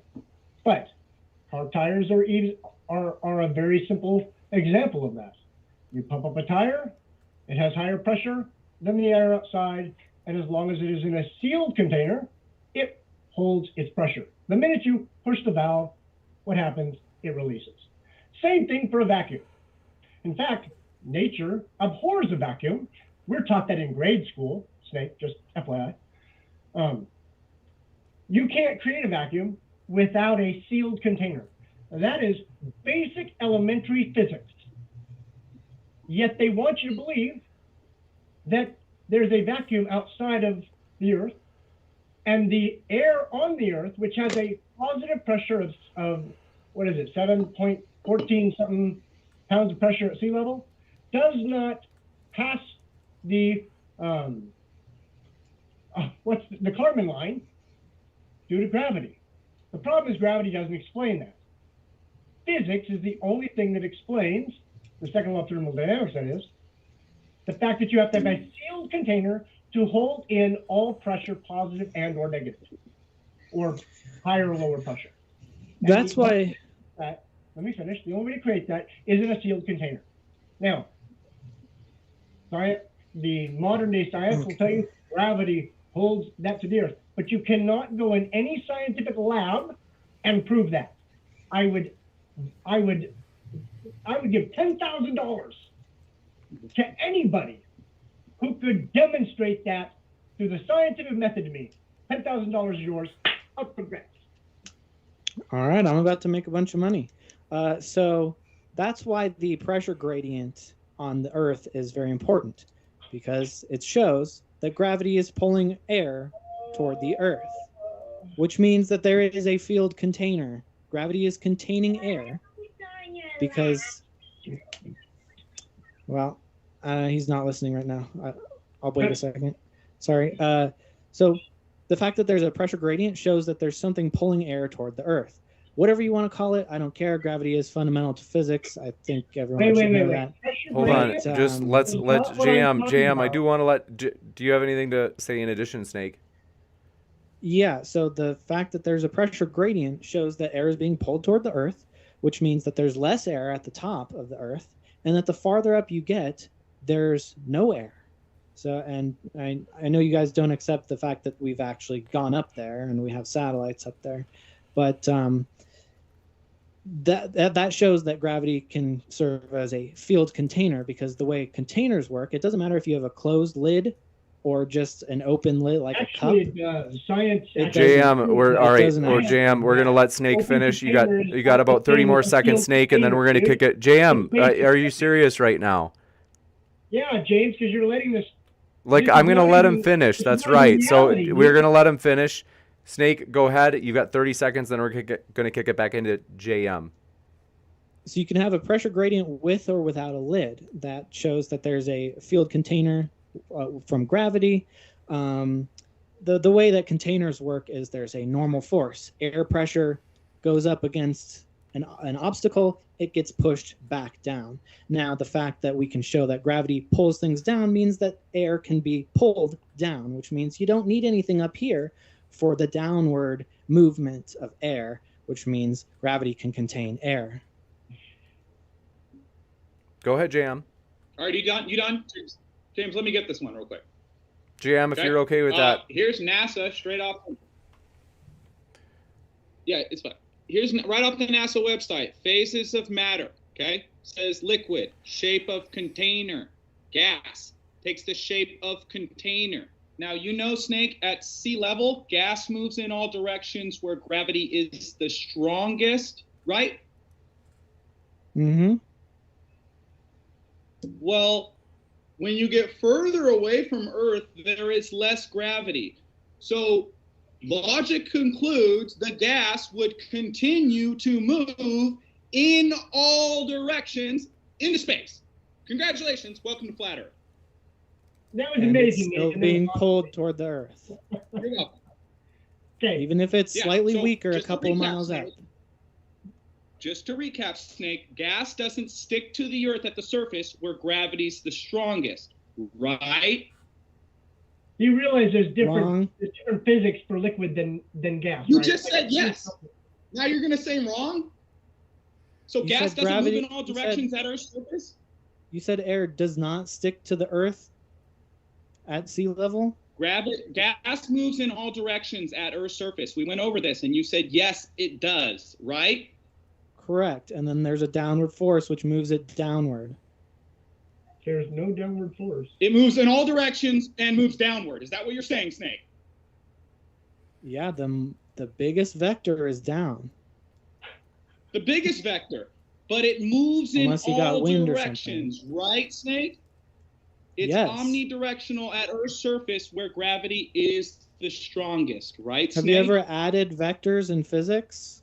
Okay. Things- wait, you can have James an is up not answering the vector question. Nathan, while let me- there's a He's down not answering the vector. question, James. Yeah, no, What was no, the wait. question? Okay, so again, James. JM and Nathan are both responding at the Hold same on. time. Hold So on. hold on a Nathan, second. JM. Okay, so Hold on. listen. Hold on. Don't make me mute you. I don't like doing that, but I'll do it. At this point, I enjoy it. So I do have to actually let each person speak one at a time. Nathan and JM Truth, you are speaking over each other right now, and you're on the same team. So one of you has to decide who's going to defer to the other. James, I was in the middle of speaking, so JM, give me Okay, this so real quick. JM, you got to He wait for said- Nathan to finish. It's your team, Nate. Okay, go ahead, James, Nathan. James, I need a simple answer to the question. JM, you're talking over him I again. need a simple answer to the question. Not a bunch of different talk about vectors. Does gas move in all directions at Earth's surface, Snake? Yes or no? Yes. The reason that Is the gravity the asked you a strongest? question, the reason I asked you a question is because you have this long monologue and then you tack on a question at the end. So I'd like to respond to both. But yes, air No, I does have move no in all long directions. monologues. I need to ask you a simple question. Is gravity the strongest at Earth's surface? No, but above the Earth. No, yes. it's not. It would be stronger Oh, okay, underground, but Okay, I well, understand we're what you're talking saying. about- I understand what you're saying. Okay, so great. So gravity is the strongest at Earth's surface, not at the Kármán line, right? above the Earth, it's stronger below the Earth, but Yes, and exponentially stronger because it's m1 plus m2 divided by d squared. It works on the inverse square law. So not only is it weaker, it's exponentially weaker as you get away from the surface of the Earth, Snake. You would know this if you knew your own science. Now, gravity is the strongest at the I know surface what of that Earth, is. not the Kármán line. Right, Snake? I didn't catch that.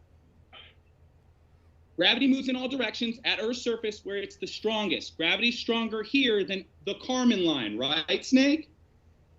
Yes. Okay, so we already agreed.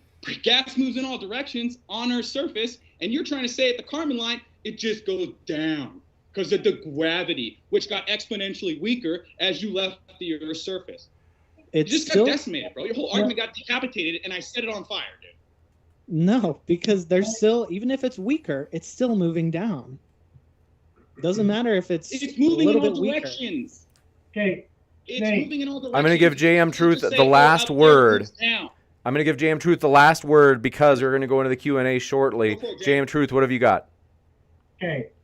Liquid can be contained in an open container. Gas cannot. That is a basics of physics, dude. And the fact No, that it's you don't not. understand, Sulfur hexafluoride. you're absolutely helpless, bro. I don't know what else to tell you. Okay, we're I going to mean, jump into it's a Q&A. basic chemistry, It's physics not your own experiment. nature. You deny your own It's not a physics. naturally occurring element. Look up sulfur ahead, Jake. hexafluoride. Sulfur hexafluoride is not classified as a gas. Go look it up. It's a liquid. It's a gaseous liquid. Yeah, and We're going to jump right into these It questions. Thank you requires very a much, container. folks. Do want to mention, we are absolutely thrilled, my dear friends. As mentioned, the upcoming conference this January 15th and 16th, this Saturday and Sunday, this weekend in Dallas, Texas. You can get tickets. The link for the tickets and the debate schedule is in the description right now. So we'd love to get to meet you in Dallas, Texas this coming weekend. And with that, we're going to jump into these questions. Thanks so much. This one coming in from Do Appreciate It, Steven. Thanks for your super sticker. And thanks, Grimlock says, please no SpongeBob abuse tonight. Made by Jim Bob says, Snake, how long would a carpenter's level need to be for it to no longer read level? It could be as long as you wanted it to be. Level just means tangent with the center of gravity. Kwani Upstate says, only a globe is viewed as a circle from every point of view. Look at enough satellite photos to see every Earth landmass, and every one is circular.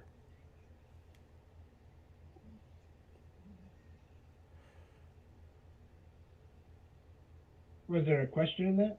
I didn't catch Some that. of them are going to be statements during this Q&A. Okay. Very interesting. Thank you. This one coming on from Made by Jim Bob says, Snake, a hole drilled directly through the Earth. I repel to the center and cut the rope. Will I levitate? At this, I mean, assuming you don't get burnt up. This one coming in from You Kwani would- Upstate says, air pressure diminishes to the pressure in space as altitude increases because less and less gas is above you being pulled down by the force of gravity.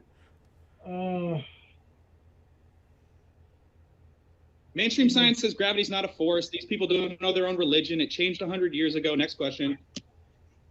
That doesn't change the fact that it still moves things downward. Of course, gravity. Before gravity, there was density. By the way, just so you know. Something's still moving things downward. I don't care what you Wait. call it. It's called density. Any object that has more mass. I already showed you that doesn't work. The object below it already is going to move down. Then it should move sideways too. That was proven hundreds and thousands of years ago. This one coming in Jay, from we're done with the snake, bro. We're in the question and answer. These are the people we need to talk to. King044 says, Nathan, you don't want to be a flat earther? Cool. Do T-Jump's ham radio experiment. Your honest man statement is so dishonest, it's crazy. T-Jump doesn't have an observation. He's never made any observations. Just like every Glober I've ever debated on this channel, they've never done sight distance observations, laser observations, infrared observations, mirror reflection tests, laser thermometer tests, astroarchaeology, astrophotography. They don't do anything. So, next question. King044 says, question for Dunning and Kruger. Please explain how an equatorial mount works on a flat Earth. For Nathan and JM Truth, how does an equatorial mount... No, that's not for us. He called us Dunning and Kruger. That's not me. This one coming up from That's Mr. not me. Monster says, after reading the Bible, it made me an atheist. Wouldn't you come to the same conclusion? And then, like Robin Hood, and then they say, if the earth was flat and the sun was above it, wouldn't the entire disk be lit up? Benjamin will give you a chance to respond to the first one. So they say, after reading the Bible, it made me an atheist. Benjamin, what are your thoughts? Well, to be honest, we need a whole lot more time to get into that. That could be another debate, discussion topic. I don't have a pithy response. This one coming in from... I got one. Do appreciate it. I got a maybe response. Okay, Nathan, Have fun what have you being got? an enemy of the Creator, stuck in your sin, and having no peace. Cool. Mr. Monster says, if the earth was flat... A real comment. Yeah, You have a habit of talking over virtually everybody, but go ahead, JM Truth. Who's talking over everybody? It seems like every time you talk, it's while someone else is talking, but we'll give you a chance to respond. Well, that's because nobody gives me a chance to respond. And I've got to be like, hey, hello, can I respond? We'll And then give I've you a gotta chance keep to respond talking. again. Go ahead. But Would you like to respond to this question? forever. So, Right? JM Truth, it's almost like you're purposely talking while I'm trying to talk. Okay, Mr. Monster, so they had said, after reading the Bible, it made me an atheist. JM Truth, do you have a response? Light doesn't travel forever, period. Gotcha. And Mr. Monster says, if the earth was flat and the sun was above it, wouldn't the entire disk be lit up? That was my I got an response. answer. Sometimes we do have 24-hour days in the north during summer. So it is entirely lit up sometimes, but because the sun is small and localized, proven by crepuscular rays, all the rays converge to one single point above the clouds. The sun is obviously directly above the clouds. Temperature variations during the day prove this. The fact we have drastic temperature variations for the seasons as it moves closer and farther away. I mean, it is localized. Heat works on an inverse square law. If we were 93 million miles from the sun, the Earth would have an ambient temperature. It would not change drastically between day and night and throughout the seasons. Go ahead. This one, King044 says, question for JM Truth. Please give us your expert advice on CGI. What's the best simulation framework in Houdini to render volumetrics? You want your mommy. I bet you do. I want your mommy too. Because this is a clown show. JM, I just asked you a question.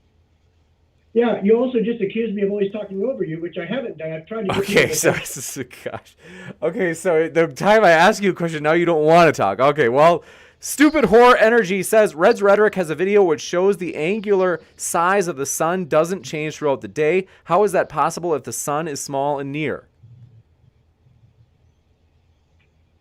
Chris Von Matre has one with the solar filter where it does change. Right. So there you go. King044 says, James, go ahead. you've been very forward about wanting reviews and whatnot. So I just wanted to say, I do think Jam has been interrupting to an extent, but I do think there have been some coincidental times. Just from my point of view, I don't think he's been maliciously interrupting, but there has been some of it. I just wanted to put that out there and leave it there. Thanks for that feedback. I appreciate that. This one, Kango44 says, question for JM Truth. Please give us your expert advice on CGI. What's the best simulation framework in Houdini to render volumetrics? Houdini is not, I'm not familiar with the software, so I can't make a comment. You got it in. Something I don't know and haven't experienced. You got it. And this one coming in from Kango44 says, graphics question for JM Truth. When rendering CGI to fake the globe, can you please tell us which rendering algorithm do you think is best? I think Unreal Engine is probably the best software. Gotcha. And this one coming in from, do appreciate your question, Mr. Monster, says, how is the Antarctic circumpolar oceanic current maintained on a flat Earth? How is it even created without the Coriolis effect? Who's that question for?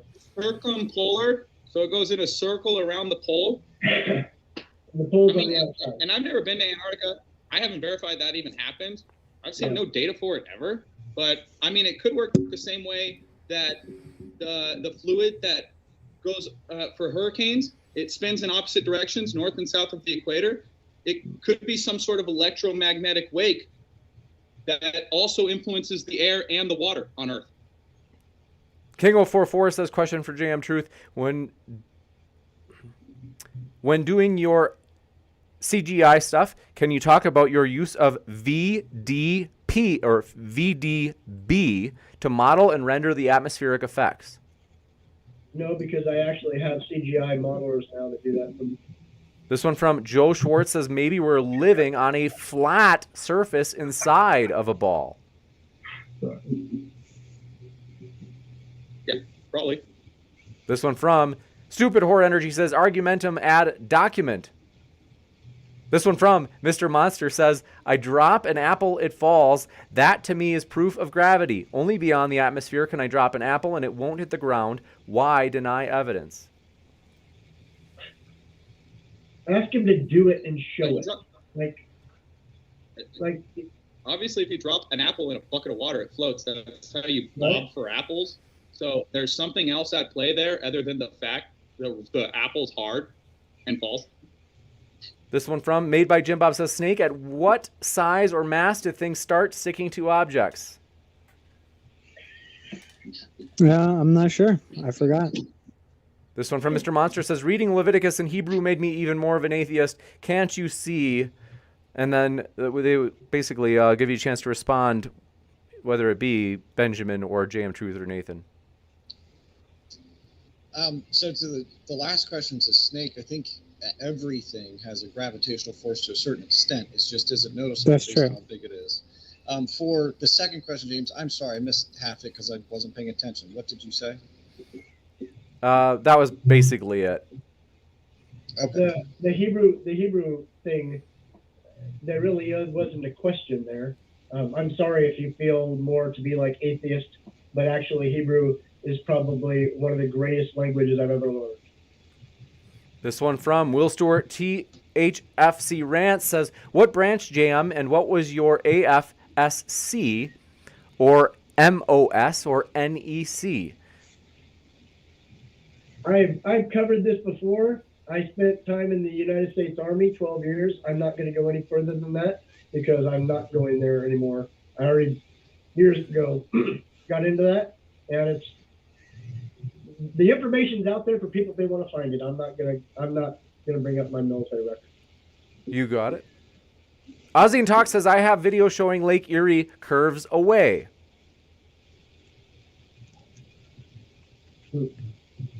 That's a cool story. I've been to Lake Michigan, and there's no curve on Lake Michigan. I've been to Lake Pontchartrain. There's no curve there. I've been to the Pacific Ocean. There's no curve there. You just made an empty claim. You didn't give us any data, any amount Earth dropped, any claim. You just made an empty claim. Cool story, Globehead. I'm going to sleep. This one from Stupid Or Energy says, the Septuagint shows us how Greek translations of Hebrew look like. The New Testament is not a Hebrew translation. JM, I think that's for you. Yeah. Okay. Read the question again. They say the Septuagint shows us how Greek translations of Hebrew look like. Namely, they show us what it looks like to see a translation go from Hebrew to Greek. And then she says the New Testament is not a Hebrew translation. New Testament was translated from Hebrew. You're right. The New Testament is not a Hebrew translation. But in Jerusalem, they did find the first Matthew in Hebrew prior to its writing in Greek. So yes, it has been pretty much scientifically proven that it had been translated from something, and it was translated from Hebrew. When I speak of Hebrew, I'm not talking about modern day Hebrew. Modern day Hebrew is actually a twisted form of Hebrew. I'm talking about pictorial Hebrew, which is a completely different thing.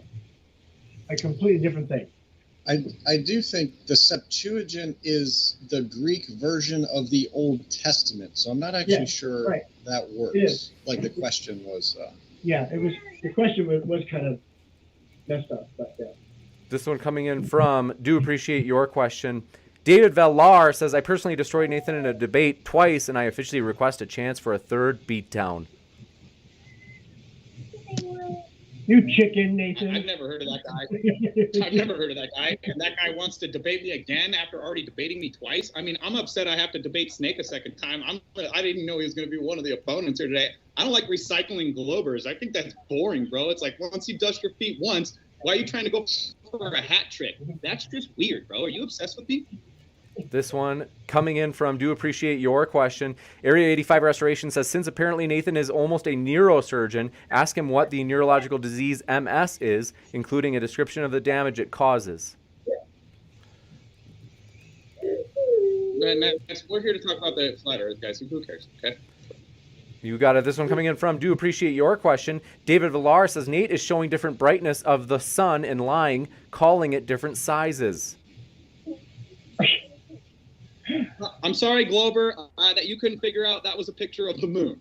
This one coming in from Kang044 says, Nathan, where did you do... All right. Nathan, where did you do your undergraduate study before medical school? Then after, where did you do your internship and residency?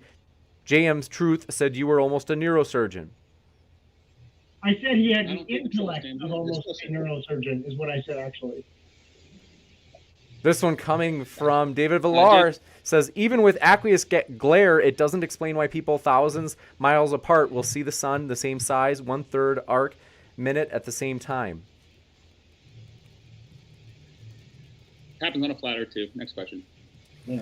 This one coming in from, do appreciate your question. David Villar says, no, Nate, you do not have video of the sun receding into a dot. You misrepresent the video of you zooming out. Yes, it's zooming out. I guess that guy missed the part where I showed the video of the sun. All right, cool. Go. You got it. And thank you very much for this question coming in from Ozzy and Tox. The second law of thermodynamics proves gravity and a globe. Go back to study physics in grade school. I'm assuming he's talking to me. Next question. Because he doesn't even understand the second law of thermodynamics. So. You got it. And thank you very much for your question. This one coming in from Kang044 says, question for JM Truth. Please explain Maxwell's demon to the audience. Next question.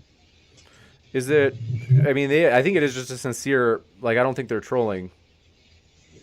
We didn't even bring up Maxwell's demon. Yeah, we didn't even talk about it. This Will Stewart says, JM, did you teach physics with a master's degree in graphic design? We don't teach physics in IDT. One coming in from Mark Reed says, JM, if there is a physical container, then why doesn't the air equalize in the atmosphere and become the same pressure, like in your example of a tire? Because there is no density. There is no density table in a tire. The air that we breathe have many different elements in it. Therefore, it does neutralize or equalize into the density table. That's why the air is thinner the higher you go. A tire also has if I could different add elements. to that, a tire is a static closed system, not a dynamic closed system. That's the difference. The Earth is a dynamic closed system. Thank you, Nathan. What is Lots the of turbulent difference? waves on the road. What's the difference between dynamic flows and static flows? And I'm genuinely asking. I do not know that. Static, the air would be isotropic and homogeneous. In a dynamic system, there's energy being introduced, for example, hot, sunlight, cold, moonlight. That will affect everything. So it's a dynamic system on both models. I'm sorry, Globers don't know their own religion. I'm here to teach it. Roger that. That happens in tires too. Heat is introduced. So is pressure waves. Thanks, Snake. You're so smart. I really appreciate that. Thank you. This one coming in It's from, very do easy to appreciate your disprove question. Nathan. David Villar says second law is based on all other forces being applied equally. That energy will tend to be dispersed equally. Okay, yes, that's true, except in a dynamic system. We have a heat source and a cool source spinning around the Earth, heating up and cooling off the system. That creates a dynamic system. I can't believe I'm having to teach basic physics. What unit of physics teaches you about I can. cool light and cool forces? That's what I thought. Snake, move on, buddy. Just sit there and look pretty, bud. That's what I thought. That's about it. This one coming in from, do appreciate your question. Soldier of Science says, can we get a poll going? Best headgear, 1, trucker hat with built-in snow goggles, Barrett, Colin Kaepernick, afro, or Silent Bob beanie. You guys all have epic hair and hats. Soldier of Science says, oh, we got that one. These are actually leveled. David Villar says, containers can exist due to static forces, such as physical lids, gravitational forces, such as Earth, or magnetic forces. A magnetic force does not create a container. Science does not Yes, say it that. can. No, This one coming in from David Villar says, Nate, you confuse, quote, strongest with merely being present at all. He never said it only went down either. Stop lying.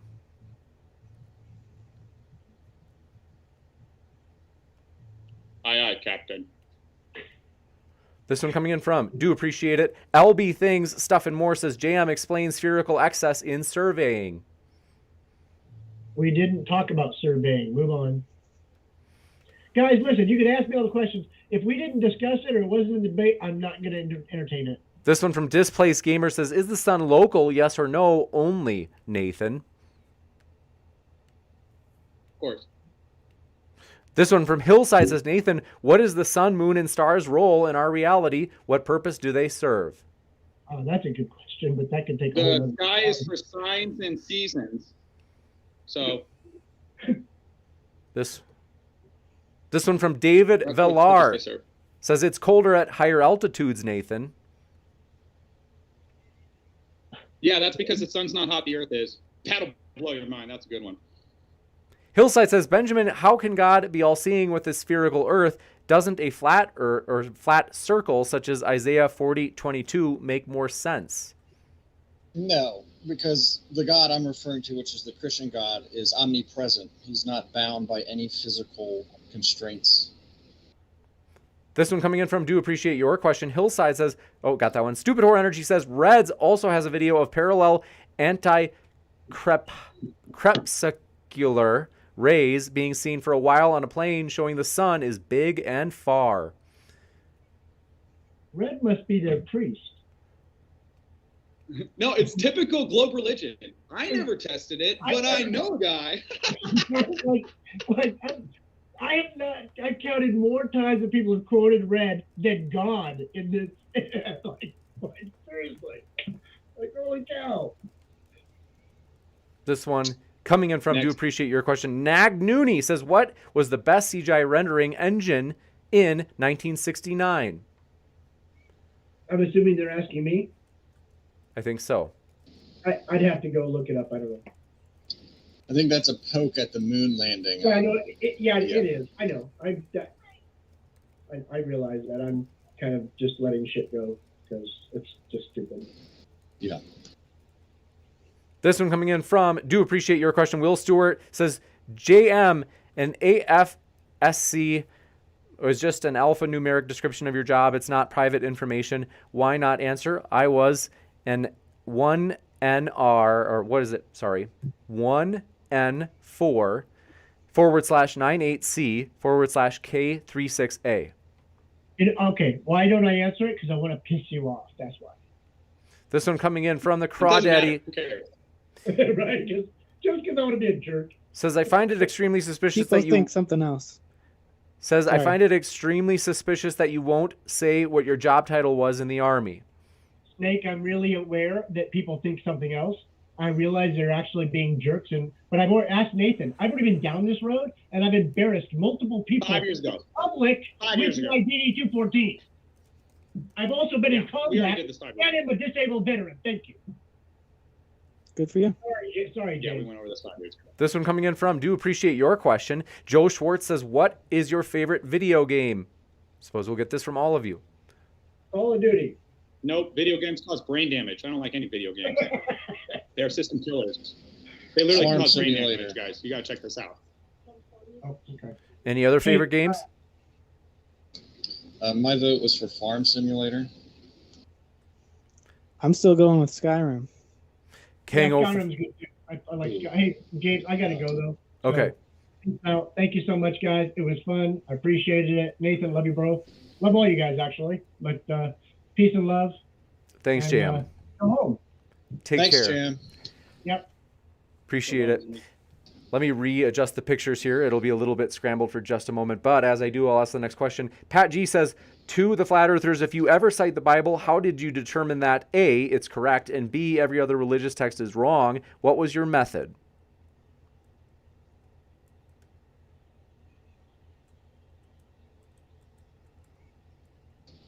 You're on mute, Nathan. Sorry, guys. I used to hold my middle finger up to the Creator. I didn't read the Bible to prove the Bible was real. I read it to disprove it. And after 5 years of learning about prophecy and equidistant letter sequencing and numerology and all the freaking stuff that you can verify yourself and other people have also verified about the scriptures, 5 years later, I was reluctantly a Christian. And it was one of the best decisions I ever made. The Creator is greater than we've only seen a sliver. And those are for the people who know him, not the atheists. I think they live on a spinning ball. They don't know the Creator. That Creator doesn't exist. Benjamin, we'll give you a chance to respond if you'd like. Well, I'm thankful that Nathan has a relationship, but I will say I don't think it has to be that complicated for some who might come a little bit easier. The Spirit can prod in different ways. I think that actually, I think C.S. Lewis, I could be wrong, but I think he also, nothing to do with, I think, any physical attributes, but he was resistive, and in his resistance came to faith. I think it was him. But yeah, I'll leave that there. You got it, Ann. Thank you very much for your question. This one coming in from Matteo Trujillo says, can you give specific number for how far the sun is from the earth, and how do you prove that? Please be specific.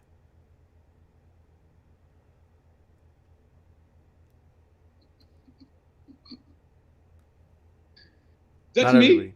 Not everybody at once. Go ahead. They don't say. Could you repeat the question? And Snake, you're muted. So you say, Matteo says, can you give a specific number for how far the sun is from the earth, and how do you prove that? Please be specific. Well, it's something like 81 million miles. I don't know. That wasn't my point in the debate. I don't care how far the sun is. I just care about gravity. The sun's 93 million miles away on your model, just so you know. And actually, the way they figured that out is by assuming the size of Venus and looking at it, and then assuming the chemical composition of Venus. And then they looked at the sun and compared it to the size of Venus and assumed the chemical composition of the sun. And so it's all based on hypothetical booga nonsense assumptions. So just that's how they did it. So, you know, Snake. Yeah, there's like angular size and stuff like that. I would trust the experts, not Nathan Thompson. So Well, if I Nathan's know, Snake. claiming, You trust the expert. if Nathan's claiming though he's citing the experts, Nathan, where's the citation for that explanation you just gave? Like what references do you have? That's how they figured out the alleged distance to the sun. I was just letting you know it's 93 million miles, not what Snake said, and then I told you how they figured it out. I don't have a freaking belief system around the distance to the sun. I don't care how far away the sun is. It's allegedly in the Goldilocks zone, which is interesting because I think dome is gold. It's got crazy electromagnetic properties, doesn't age. SpongeBob lives in a pineapple on a sea. The most famous dome in the world is gold. It's got a magnetic permeability. So it says in scripture the streets are paved with gold, and if heaven's above the earth, then Goldilocks stone. That's what I got for you.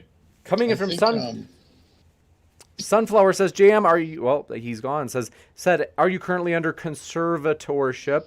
And then King044 said, follow-up question to JM. They said Maxwell's demon is one of the first things you learn when learning about the second law of thermodynamics. Unfortunately, he's not here to respond, but he is linked in the description as well as all of the guests. I am going to be back in just a moment with, I think we had a last-minute question. Oh, we actually got that one, so I think we're good. But I'm going to be back with updates on this upcoming conference, folks. I do appreciate all of you hanging out with us, and want to say thanks to our speakers. It has been a wild one tonight, no doubt about it. And so stick around, folks, as I'll have updates about this conference this weekend in Dallas, Texas. We'd love to see you there in person. It's going to be amazing. So want to say one last thank you, though. Nathan, as well as Benjamin and Snake was right, and JM Truth, who is not with us. But want to say thank you all. It's been a true pleasure. Thank you, guys. Thanks for having us, James. Love you, bro. Thanks so much. My wife doesn't like debates, but she stayed up and is watching, so I just want to say, love you. Thanks for the support. That's awesome. Well, I appreciate you guys. Thank you so much. It was really nice meeting you, Benjamin.